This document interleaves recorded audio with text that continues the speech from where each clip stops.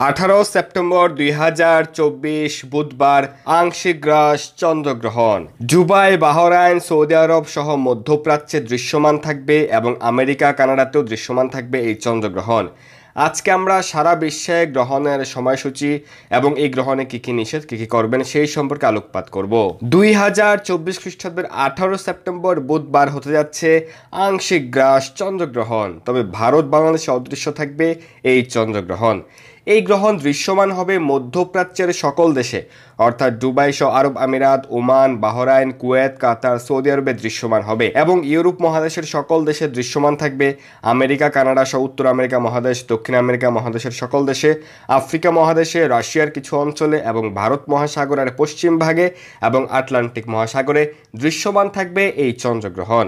এই আংশিক গ্রাস চন্দ্রগ্রহণের গ্রাসমান 0.09, গ্রহণ স্থিতিকাল 1 ঘন্টা 5 মিনিট, উপচ্ছায়া গ্রহণ স্থিতিকাল 4 ঘন্টা 10 মিনিট, উপচ্ছায়া গ্রাসমান 1.03।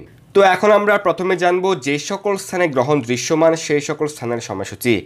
দুবাই সহ আরব আমিরাত এবং ওমানের স্থানীয় সময় অনুযায়ী এই গ্রহণ শুরু হবে সকাল 6টা 12 ঘটিকায় এবং গ্রহণ সমাপ্তি 18 সেপ্টেম্বর সকাল 7টা 17 ঘটিকায়। উপচ্ছায়া স্পর্শ ভোর 4টা 39 ঘটিকায়, উপচ্ছায়া মুখ্য সকাল 8টা 49 ঘটিকায়। দৃশ্যমান স্থানগুলোতে এই উপচ্ছায়া সহ 4 ঘন্টা পালন করা হচ্ছে সর্বোত্তম।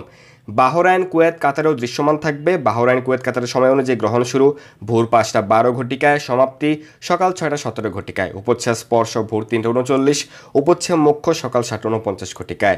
সৌদি আরবের সময় অনুযায়ী গ্রহণ শুরু ভোর 5টা 12, গ্রহণ সমাপ্তি ভোর 6টা 17, উপচ্ছায়া স্পর্শ ভোর 3টা 39 ঘটিকায়, উপচ্ছায়া মুখ্য সকাল 7টা 49 ঘটিকায়।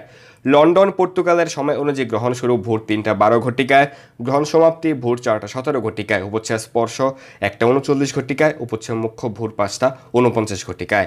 ইতালি, ফ্রান্স, স্পেন, জার্মানি, পোল্যান্ডের সময় অনুযায়ী গ্রহণ শুরু ভোর 4টা 12 ঘটিকায়, সমাপ্তি ভোর 5টা 17 ঘটিকায়, উপচ্ছায়া স্পর্শ 2টা 39 ঘটিকায়, উপচ্ছায়া মুখ্য সকাল 6টা 49 ঘটিকায়। রাশিয়াতে দৃশ্যমান, রাশিয়ার সময় অনুযায়ী গ্রহণ শুরু ভোর 5টা 12 ঘটিকায়, সমাপ্তি সকাল 6টা 17 ঘটিকায়, উপচ্ছায়া স্পর্শ ভোর 3টা 39, উপচ্ছায়া মুখ্য 7টা 49 ঘটিকায়। সাউথ আফ্রিকাতে দৃশ্যমান, সাউথ আফ্রিকার সময় অনুযায়ী গ্রহণ শুরু ভোর 4টা 12 ঘটিকায়, সমাপ্তি 5টা 17 ঘটিকায়, উপচ্ছায়া স্পর্শ 2টা 39 ঘটিকায় এবং উপচ্ছায়া মুখ্য সকাল 6টা 49 ঘটিকায়। আমেরিকাতে দৃশ্যমান থাকবে এই চন্দ্রগ্রহণ। নিউ ইয়র্কের সময় অনুযায়ী গ্রহণ শুরু 17 সেপ্টেম্বর রাত্রি 10টা 12 ঘটিকায়, সমাপ্তি 11টা 17 ঘটিকায়, উপচ্ছায়া স্পর্শ 17 সেপ্টেম্বর রাত্রি 8টা 39 ঘটিকায় এবং সমাপ্তি হবে মধ্যরাত্রি 12টা 49 ঘটিকায়। আমেরিকার ডালাস, টেক্সাসের সময় অনুযায়ী গ্রহণ শুরু হবে 17 সেপ্টেম্বর রাত্রি 9টা 12 ঘটিকায়, সমাপ্তি রাত্রি 10টা 17 ঘটিকায়, উপচ্ছায়া স্পর্শ রাত্রি 7টা 39 ঘটিকায় এবং মুখ্য 11টা 49 ঘটিকায়। আমেরিকার ক্যালিফোর্নিয়ার সময় অনুযায়ী গ্রহণ শুরু 17 সেপ্টেম্বর সন্ধ্যে 7টা 12 ঘটিকায় এবং সমাপ্তি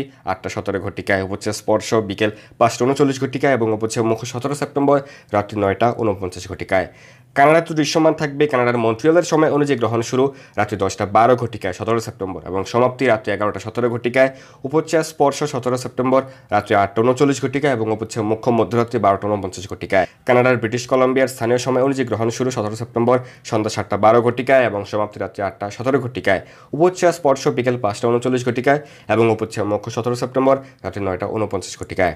মেক্সিকোতে দৃশ্যমান। মেক্সিকোর সময় অনুযায়ী গ্রহণ শুরু 17 সেপ্টেম্বর রাত্রি 8টা 12 ঘটিকায় এবং সমাপ্তি 9টা 17 ঘটিকায়, উপচ্ছায়া স্পর্শ 6টা 39 ঘটিকায়, উপচ্ছায়া মুখ্য 17 সেপ্টেম্বর রাত্রি 10টা 49 ঘটিকায়।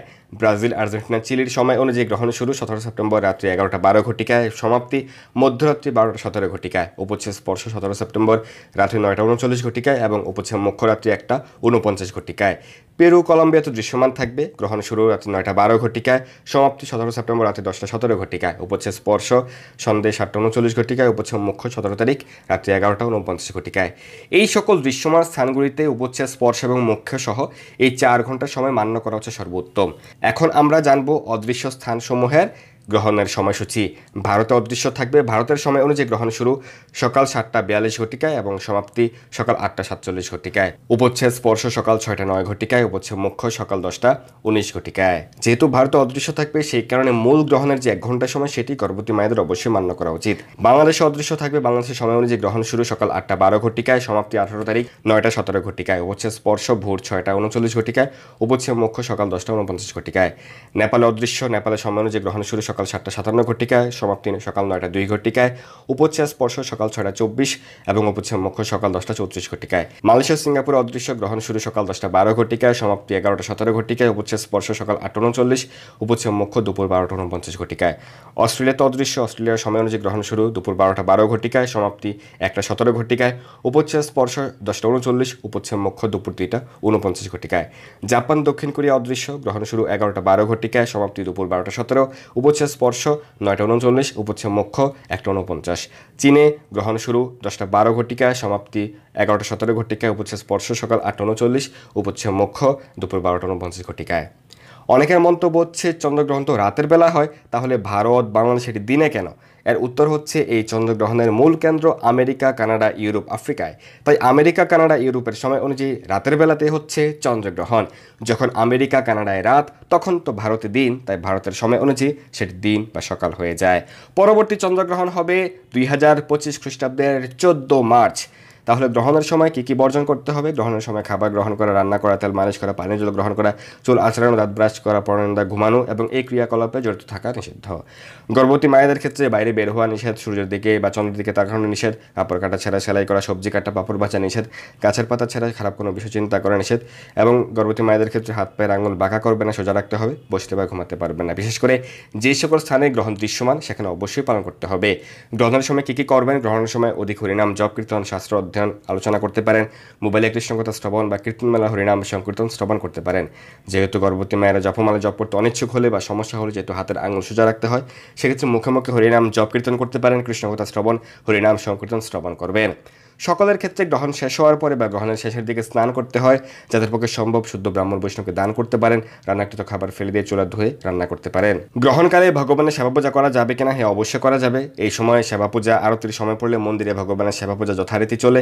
গ্রহণের সময় ভগবানের সেবা করা যাবে না, বিগ্রহ ঢেকে রাখতে হবে, এটি ভুল কথা, এটি শাস্ত্রে নেই। ভারত বাংলাদেশ প্রভৃতি যে সকল স্থানে এই চন্দ্রগ্রহণ অদৃশ্য, তাদের এই নিয়মাবলী পালন বাধ্যতামূলক আবশ্যক নয়। তবে কেউ চাইলে গ্রহণের নিয়মাবলী পালন করতে পারেন, যেহেতু এই গ্রহণ আমাদের গ্রহে হচ্ছে। তবে গর্ভবতী মায়েদের ক্ষেত্রে এই গ্রহণের নিয়মাবলী পালন করে উত্তম। অদৃশ্য স্থানের ক্ষেত্রে মূল গ্রহণের 1 ঘন্টা সময় এবং দৃশ্যমান ক্ষেত্রে মোট 4 ঘন্টা সময় পালন করে উত্তম, যাতে গ্রহণের সময় নির্গত রশ্মির প্রভাব যেন কোনোরূপ সমস্যা না করে।